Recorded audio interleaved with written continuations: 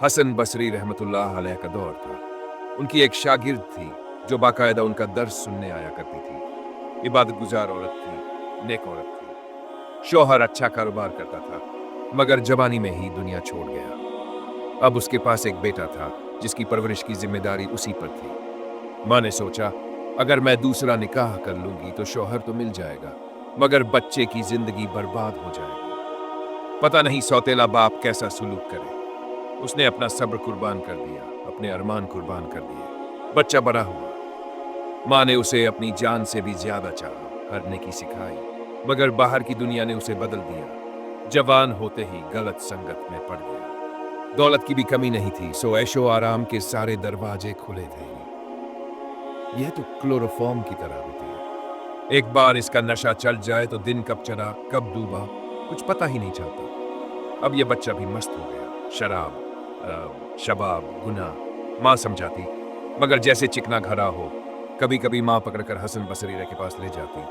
हजरत भी कई कई घंटे समझाते, मगर असर कुछ भी नहीं। अब तो माँ के दिल में भी दर्द रहने लगा। बेटे की दुनिया और आखिरत दोनों खराब हो रही थी। जब जिंदगी तमाम होने लगी, वक्त किसी के लिए नहीं ठहरता। उसने सेहत भी तबाह कर ली, दौलत भी लुटा दी। बीमारी लग गई, वो भी लाइलाज। अब बिस्तर पर पड़ा था, कमजोर, बेबस, मौत के करीब। माँ फिर भी पास बैठी थी, प्यार से समझा रही थी, बेटा अब भी वक्त है, तौबा कर ले, अल्लाह बड़ा माफ करने वाला है। अब बच्चे की आंखों से आंसू बहने लगे। माँ, मैं कैसे तौबा करूं? मैंने तो बहुत बड़े बड़े गुनाह किए हैं। माँ ने कहा, बेटा हजरत से पूछ लेते हैं, वो बताएंगे तौबा का रास्ता।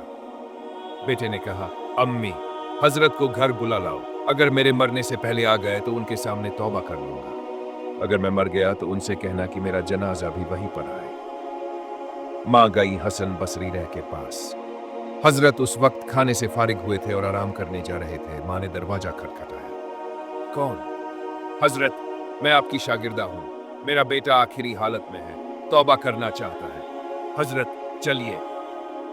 अब जब सब कुछ खत्म हो गया, हजरत ने ठंडी सांस ली और फरमाया, मैं नहीं आऊंगा। माँ का दिल कांप गया। हजरत, उसने कहा है कि अगर मैं मर जाऊं तो मेरा जनाजा भी आप ही पढ़ाए। हजरत ने सख्ती से जवाब दिया, मैं उसका जनाजा भी नहीं पढ़ाऊंगा। उसने कभी नमाज नहीं पढ़ी। माँ का दिल बैठ गया। उसकी आंखें भर आई।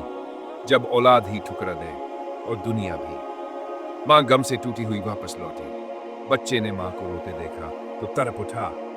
अम्मी क्यों रो रही हो? बेटा तेरी ये हालत और ऊपर से हजरत ने तेरे जनाजे की नमाज भी पढ़ने से इनकार कर दिया। बेटे के दिल पर जैसे हजारों खंजर चल गए। अब उसे अपने गुनाहों का वजन महसूस होने लगा। अम्मी मेरी एक वसीयत सुन लो, जब मेरी जान निकल जाए तो सबसे पहले अपने दुपट्टे से मेरी लाश को बांधना और आंगन में कुत्ते की तरह घसीटना, ताकि दुनिया देखे कि जो अपने रब का और माँ बाप का नाफरमान होता है उसका यही अंजाम होता है। अम्मी मुझे कब्रिस्तान में मत दफनाना, मुझे इसी सहन में दफना देना, कहीं मेरे गुनाहों की वजह से कब्रिस्तान के बाकी मुर्दों को तकलीफ ना हो।